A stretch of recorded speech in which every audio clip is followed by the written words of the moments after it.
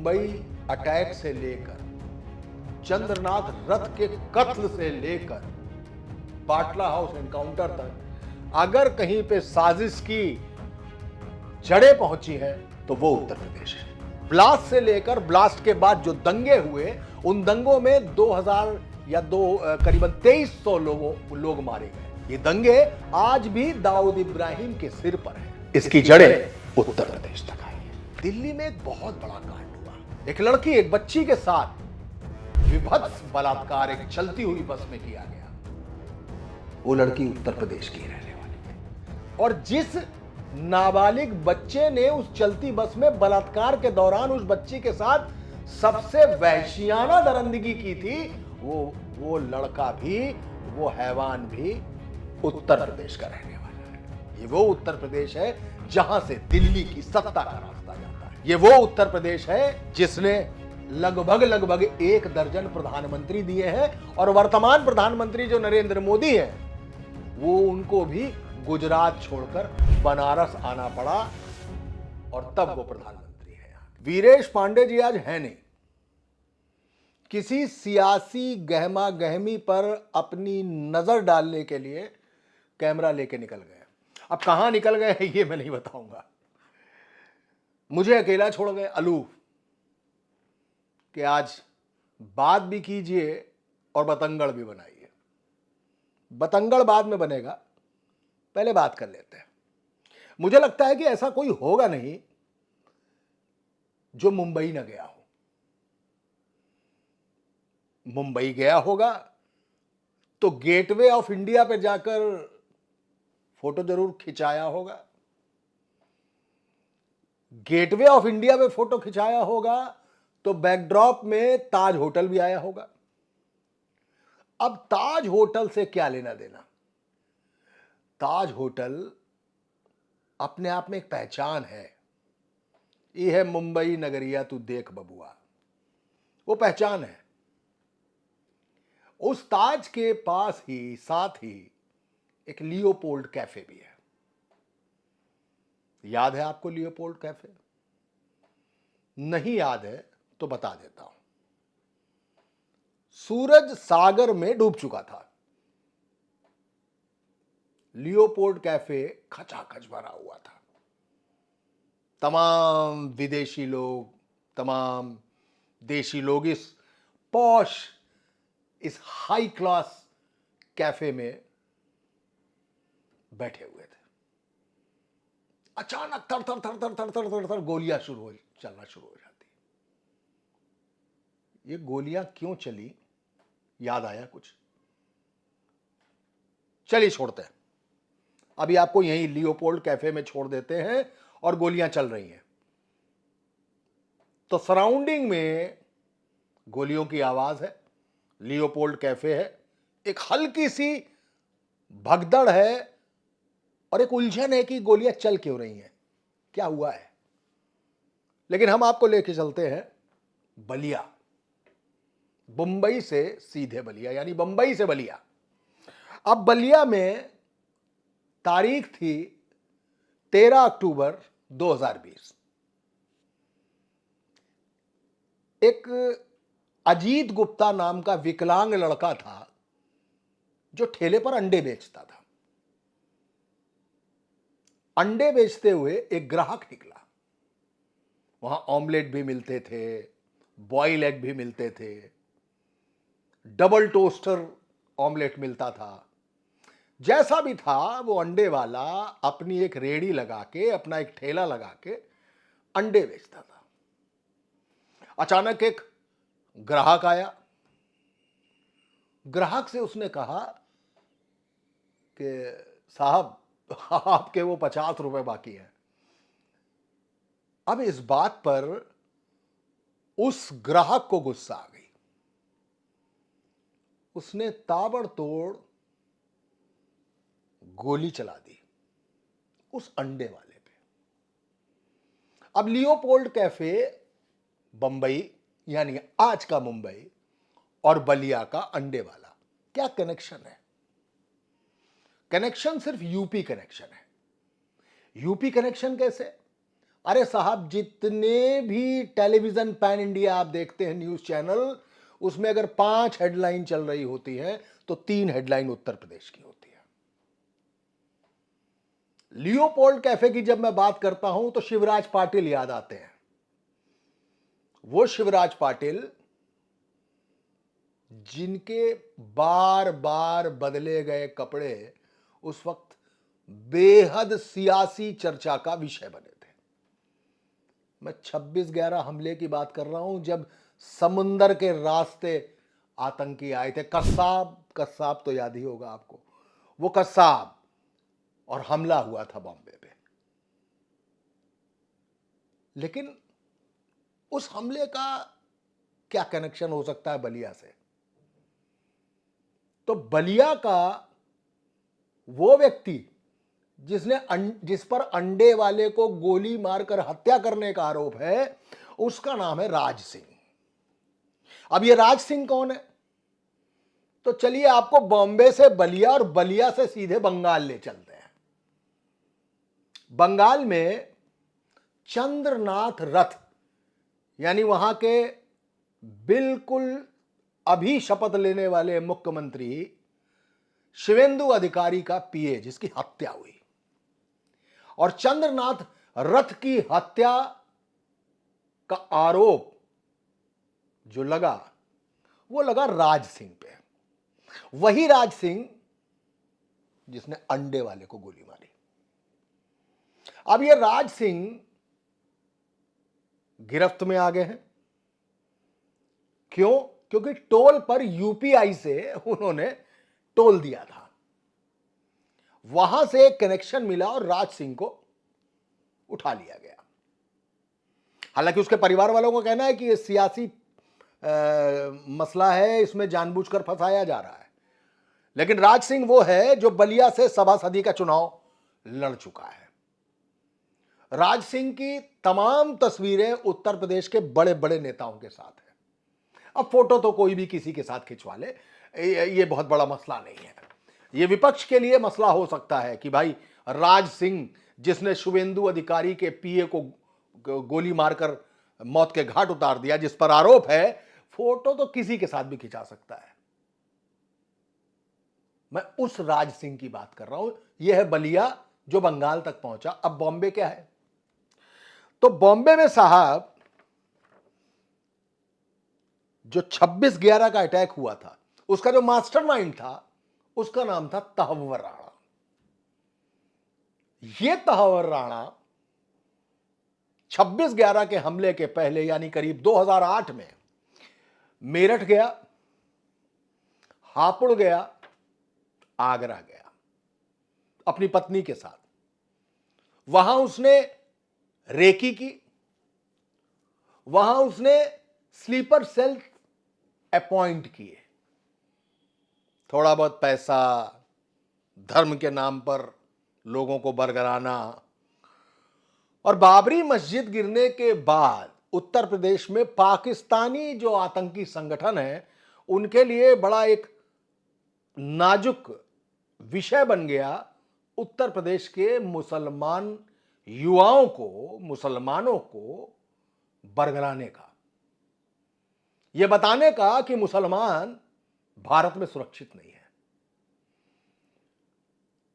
तो वो तहव्वुर राणा मेरठ, आगरा और हापुड़ रुका पत्नी के साथ। और बाद में जो उसके रिश्तेदार थे, जो वकील थे पेशे से, उन्होंने इस बात की तस्दीक भी कर दी कि हां, तहव्वुर राणा आया था। फिर वही बात कि बलिया के केस का बंबई से और बंगाल तक कनेक्शन क्या है? अरे यूपी कनेक्शन है। मैंने बताया ना, न्यूज चैनल पर 5 हेडलाइन चल रही होंगी तो 3 यूपी की होगी। कई घटनाएं ले लीजिए आप, सब यूपी कनेक्शन है, सब यूपी कनेक्शन। दाऊद इब्राहिम का आपने नाम सुना हो, आपने अबू सलेम जो दाऊद का गुर्गा था, संजरपुर, सराय मीर, बम्हौर। बम्हौर समझते हैं? जहां देसी तमंचे बनते हैं, कंट्री में पिस्टल्स, जिनको यूपी की भाषा में कट्टा कहते हैं, वो बनते हैं। और अब तो हूबहू बनने लगे हैं। तो सराय मीर का अबू सलेम था। अब अबू सलेम या डी कंपनी का क्या लेना देना। बहुत सारे लोग आजमगढ़ से जुड़े रहे। याद है आपको फ्लैट नंबर L18? नहीं याद आया? बाटला हाउस एनकाउंटर। बाटला हाउस एनकाउंटर 2008, दिल्ली के बिल्कुल खासम खास खचाखच भरे रहने वाला इलाका, जिसमें बाटला हाउस के L18 में जब मुठभेड़ हुई तो कई आतंकी मारे गए। आतिफ, अमीन, साजिद, ये सब उत्तर प्रदेश के ही तो थे, सब के सब। अब देखिए, बाटला हाउस एनकाउंटर आपको याद है, 26/11 आपको याद है? याद है ना? तो अगर याद है तो फिर समझ लीजिए कि मुंबई अटैक से लेकर चंद्रनाथ रथ के कत्ल से लेकर बाटला हाउस एनकाउंटर तक अगर कहीं पे साजिश की जड़ें पहुंची हैं तो वो उत्तर प्रदेश है। एक फर्टाइल लैंड है जहां पर हथियारों से नहीं, आतंकियों की नहीं, बल्कि साजिशों की खेती होती है। बंगाल का चुनाव हुआ, पूरी तौर पर ध्रुवीकरण चुनाव। खुद राहुल गांधी ने साफ तौर पर कह दिया कि ममता बनर्जी ने बंगाल में ध्रुवीकरण कर रखा है। अच्छा, ध्रुवीकरण कैसे? ध्रुवीकरण ऐसे है कि 15 साल तक ममता बनर्जी की सत्ता रही कलकत्ता में, बंगाल में। भारतीय जनता पार्टी का बहुत सारा कार्यकर्ता और भारतीय जनता पार्टी का बहुत सारा सपोर्टर मारा गया। अगर आपने शुभेंदु अधिकारी का मंच देखा हो शपथ ग्रहण का, तो सबसे पहले उन सबके नाम लिखे गए थे और सबको नमन किया गया था। एक लंबा समय गुजरा, 15 साल का, और जो भारतीय जनता पार्टी के पदाधिकारी थे, कार्यकर्ता थे या सपोर्टर थे, वो अचानक उनके ऊपर से सपोर्टर और पदाधिकारी और कार्यकर्ता का टैग हटा और वो हिंदू हो गए। जब हिंदू हो गए तो धीमे धीमे धीमे धीमे जो सियासी जमीन तैयार हो रही थी बंगाल में, वो जमीन हिंदू बना मुस्लिम हो गई और ध्रुवीकरण का ये चुनाव बंगाल में हुआ, जिसे भारतीय जनता पार्टी ने बहुत ही शानदार तरीके से जीता। ये बात अलग है कि सीआरपीएफ थी वहां पे, एसआईआर था वहां पे, 27 लाख वोटर वोट नहीं डाल पाए, एक मुद्दा है वहां का। और सेंट्रल फोर्सेस ने, विपक्ष का आरोप है कि सेंट्रल फोर्सेस जो है वो निकलने नहीं दिया गया टीएमसी के वोटर्स को। लेकिन दूसरी तरफ इन सेंट्रल फोर्सेस की वजह से वो वोटर निकल पाया जो वोट देना चाहता था। चलिए एक और घटना बताता हूं आपको। अब चलते 1993। 6 दिसंबर 1992 को अयोध्या, जहां से भारतीय जनता पार्टी का इंडक्शन है, उसी राम मंदिर बाबरी मस्जिद विवाद को लेकर लाल कृष्ण आडवाणी ने रथ निकाला, जिनको लालू यादव ने बिहार में गिरफ्तार किया। उसके बाद एक कार सेवा हुई। उस कार सेवा में मुलायम सिंह की सरकार थी और गोली चलाई गई, कार सेवक मारे गए। मुलायम सिंह सत्तासीन थे। लेकिन कार सेवकों को मारने के बाद भारतीय जनता पार्टी की सरकार उत्तर प्रदेश में बनी और मुख्यमंत्री हुए कल्याण सिंह। अब एक और कार सेवा, और उस कार सेवा के दौरान बाबरी मस्जिद ढहा दी गई। बाबरी मस्जिद का ढहना क्या था कि ताबड़तोड़ पूरे देश में दंगे फसाद शुरू हो गए, और इसी दंगे फसाद की बुनियाद पर डी कंपनी यानी दाऊद इब्राहिम ने मेमन बंधु, टाइगर मेमन और मेमन बंधुओं के जरिए एक साजिश रची, मुंबई ब्लास्ट की। स्टॉक एक्सचेंज से लेकर तमाम जगहों पर ब्लास्ट हुए। ब्लास्ट से लेकर ब्लास्ट के बाद जो दंगे हुए, उन दंगों में 2000 या करीबन 2300 लोग मारे गए। कोई ब्लास्ट में मरे, कुछ दंगों में मरे। ये दंगे आज भी दाऊद इब्राहिम के सिर पर हैं। आज भी दाऊद इब्राहिम को हिंदुस्तान तलाश रहा है। आपने देखा होगा धुरंधर 2 में दाऊद इब्राहिम को बिस्तर पर पाया गया है, जो सांस नहीं ले पा रहा है, जिसके चेहरे पर इंफेक्शन हो चुका है, वो दाऊद इब्राहिम। अब आपको लगा होगा 26/11, बलिया, बंगाल, बाटला हाउस के बाद अब मुंबई ब्लास्ट से क्या लेना देना है? लेना देना फिर है, क्योंकि फिर इसकी जड़ें उत्तर प्रदेश तक आई है। कैसे?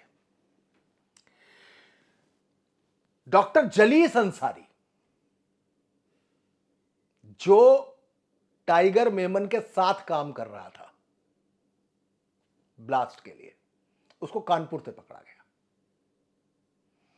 क्योंकि उत्तर प्रदेश में शरण थी उसकी।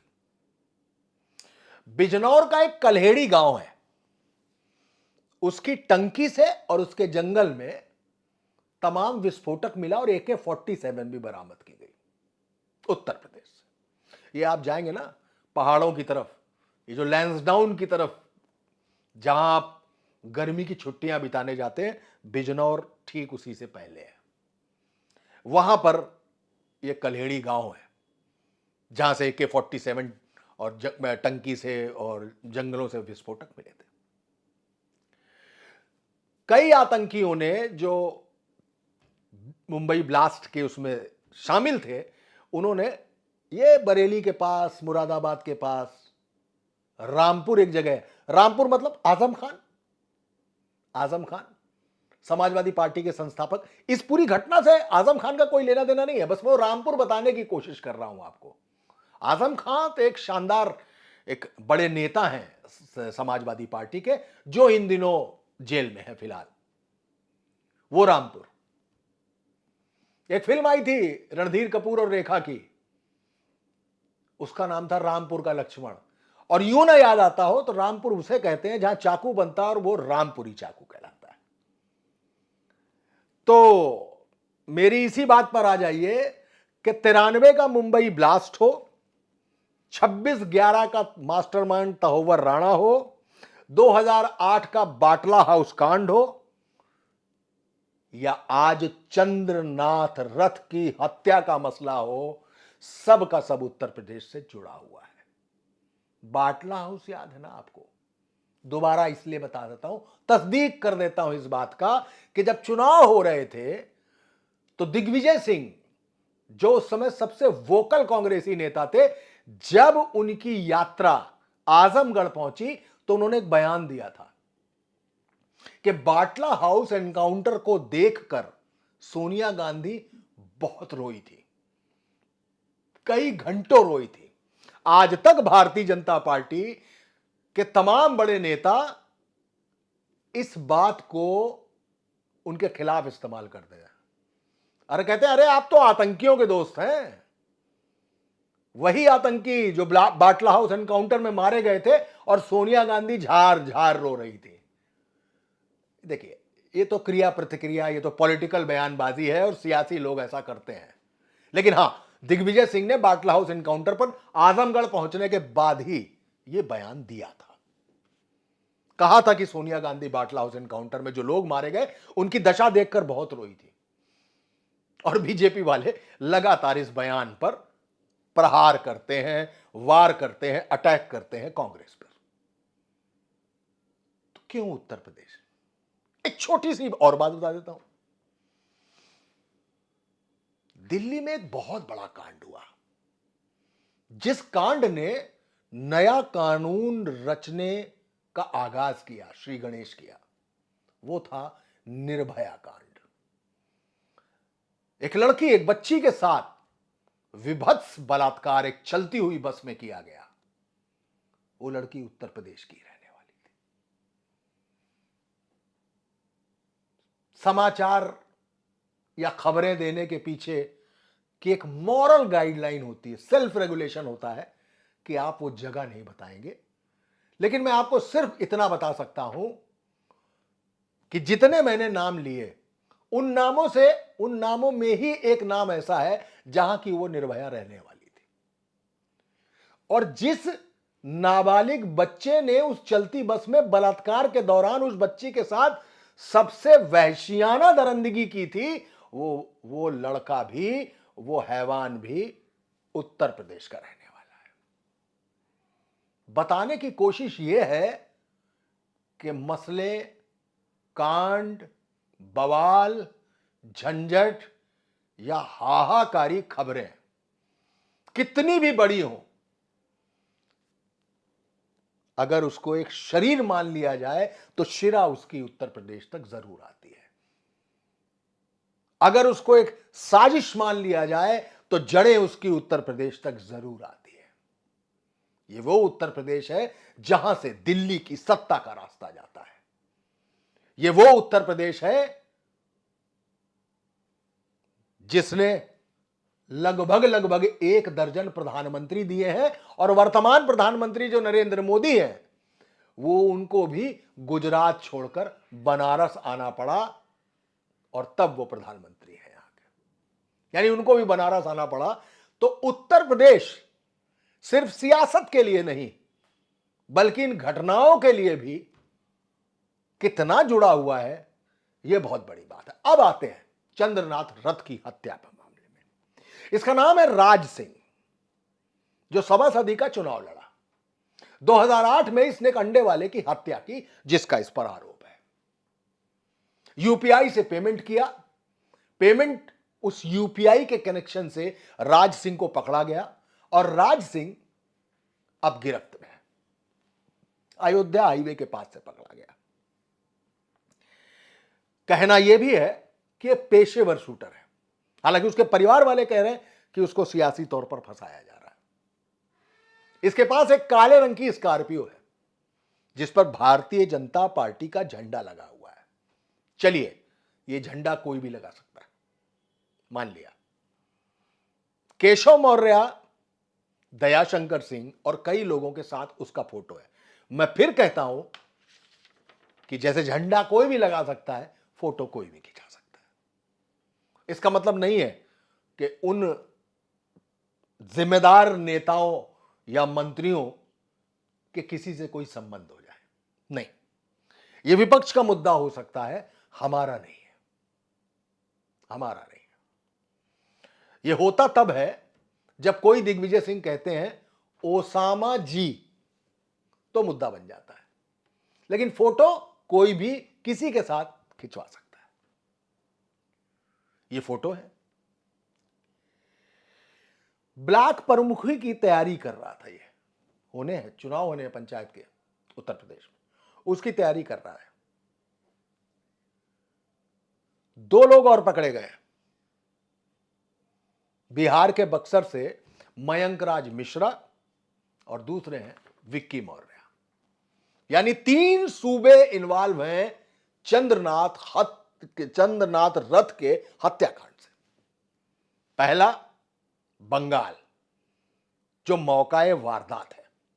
दूसरा बिहार, जहां से 2 शूटर पकड़े गए। और तीसरा फिर उत्तर प्रदेश, जिसको उठा लिया गया है, राज सिंह। क्यों की है हत्या इन्होंने? किसके कहने पे की है? क्यों मारा गया चंद्रनाथ रथ, जो बेहद करीबी है और एयरफोर्स का पूर्व जवान है, एक्स एयरफोर्स।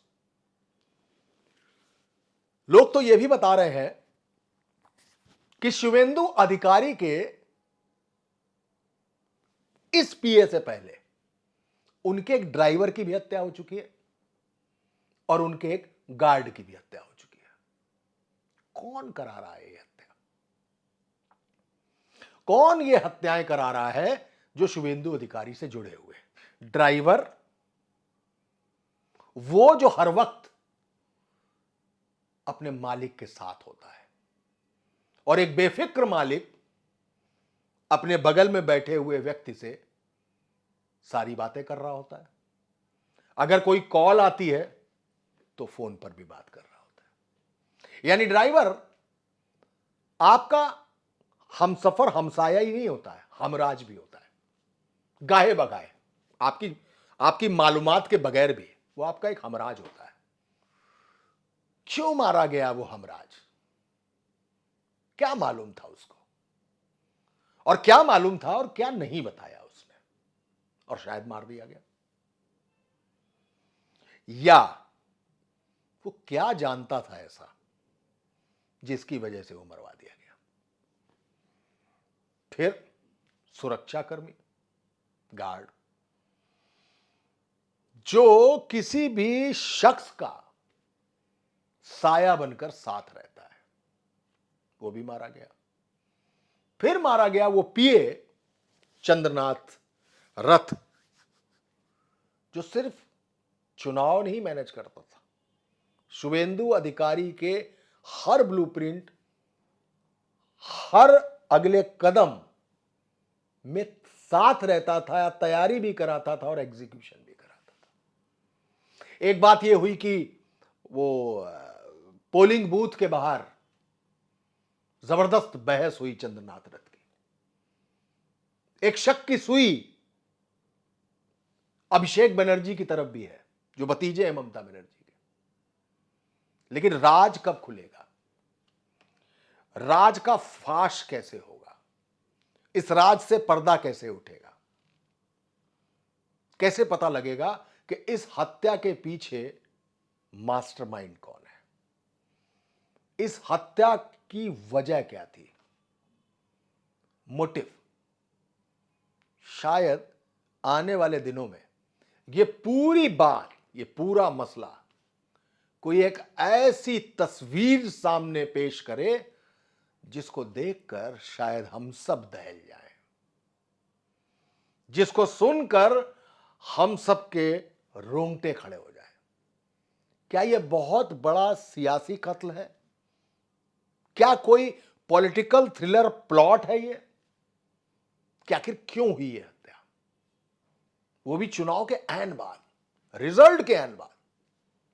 रिजल्ट आ चुके थे, बंगाल से ममता बनर्जी का सफाया हो चुका था, Bharatiya Janata party thumping majority से सरकार बना चुकी थी। हां, तब तक यह जरूर था कि ममता बनर्जी ने कहा कि मैं इस्तीफा देने राजभवन नहीं जाऊंगी, और शपथ ग्रहण नहीं हुआ था। चंद्रनाथ रथ की हत्या के बाद ही शुभेंदु अधिकारी ने रोते बिलखते परिजनों के सामने कसम खाई थी कि मैं हिंदू नहीं हूं अगर इस कत्ल का बदला ना लिया मैंने तो। लेकिन कत्ल किया किसने? ये इन तीन लोगों से समझ में आता है, और बलिया के राज सिंह को पकड़ने से समझ में आता है कि क्या ये सुपारी किलर थे जिनको उठा लिया गया है। लेकिन ये तो सिर्फ हथियार थे, घोड़ा किसने दबाया? सुपारी दी किसने? कहां से आए थे वो इंस्ट्रक्शंस? किसने रची थी ये साजिश? किसने कहा था कि जाओ चंद्रनाथ रथ को मौत के घाट उतार दो? सीसीटीवी की एक छोटी सी झलक है, छोटी सी झलक है। अगर टोल के यूपीआई पेमेंट तक पहुंच चुकी है एजेंसी, इसका मतलब एजेंसी काफी कुछ जान चुकी है। लेकिन बहुत ही ज्यादा सनसनीखेज होगा, बहुत ही ज्यादा रूह कपा देने वाला होगा ये सच, जब ये सच ये लोग उगलेंगे। और क्या ये लोग पूरा सच जानते हैं या बीच से चेन ब्रेक है? ठीक वैसे ही जैसे लॉरेंस बिश्नोई गैंग से चली जिगाना पिस्टल तीन सुपारी किलर्स के पास पहुंच जाती है। फिर पहुंचता है कैमरा, माइक, टीवी चैनल की फर्जी आईडी, और उत्तर प्रदेश के इलाहाबाद में अतीक नाम का वो डॉन, वो माफिया अपने भाई अशरफ के साथ मारा जाता है। तब तक गोली मारी जाती है जब तक दोनों भाइयों की लाशें गिर नहीं जाती, वो भी ऑटोमेटिक जिगाना से। पुलिस अपने होल्स्टर में हाथ भी नहीं डालती। जबकि उत्तर प्रदेश में 3,500 से ज्यादा हाफ एनकाउंटर हो चुके हैं। अब आप सोचेंगे हाफ एनकाउंटर क्या चीज है? हाफ एनकाउंटर यानी घुटने पे गोली। तो पुलिस में एक बात तो समझाई जाती है कि अगर बहुत ही दुर्दान अपराधी, हत्यारा भाग रहा हो तो उसको पकड़ने के लिए पैर पे गोली तो मारी जा सकती है। लेकिन अतीक और अशरफ हत्याकांड में तो पुलिस के हाथ होल्स्टर तक गए नहीं। वो मारते रहे और फिर नारे लगाते रहे, जय जय श्री राम, जय जय श्री राम। और इन नारों के बाद उन्होंने खुद सरेंडर कर दिया। लेकिन बयानों में उन्होंने सिर्फ यह कहा कि वो डॉन बनना चाहते थे, और डॉन बनने का सबसे सरल रास्ता एक बहुत बड़े डॉन को मार देना है। इसके बीच में इन हत्यारों के पास सुपारी कहां से आई थी, ये कोई नहीं जानता। इन हत्यारों को हायर किसने किया था, ये कोई नहीं जानता।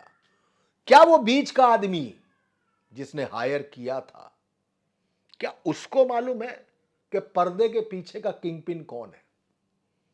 उसको भी मालूम है कि नहीं मालूम, पता नहीं। क्योंकि रोहिणी कोर्ट में एक हत्या हुई और उस हत्या के बाद पूरी चेन ब्रेक हो गई। तो सबसे बड़ा सवाल, सबसे बड़ी बात और सबसे बड़ा बतंगड़ ये कि क्या ये राज सिंह जो बलिया से पकड़ा गया है, क्या इसे ये मालूम है कि ये सुपारी चली कहां से,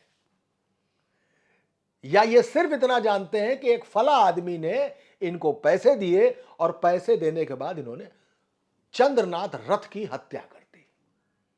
क्या बीच का वो आदमी, क्या पीछे जुड़े आदमी से को जानता है? क्या पर्दे के पीछे बैठे हुए उस बॉस को जानता है? ये पूछताछ में पता लगेगा, ये जांच में पता लगेगा। और अगर इन्होंने सारे राज उगल दिए जो कि इनको अगर मालूम है तो आप समझ लीजिए कि देश के बहुत बड़े हत्याकांड इस कांड के आगे बौने साबित होंगे। क्योंकि यह कांड बंगाल का है, क्योंकि यह कांड उस सत्ता से जुड़ा है जो ध्रुवीकरण के बाद चुनाव हार गई है। एक नैरेटिव, टीएमसी के गुंडे, एक नैरेटिव कि बांग्लादेश के लिए पोरस नहीं ओपन बॉर्डर। अब दी है शुभेंदु अधिकारी सरकार ने बाड़ लगाने के लिए जमीन, जो ममता बनर्जी नहीं दे रही है, दे रही थी, माफ कीजिएगा। यह वो बंगाल है जहां पर बाकायदा विधानसभा में इस बात का विधेयक पारित हुआ कि सीबीआई बंगाल में नहीं घुसेगी, और आज उसकी जांच सीबीआई करा रही है।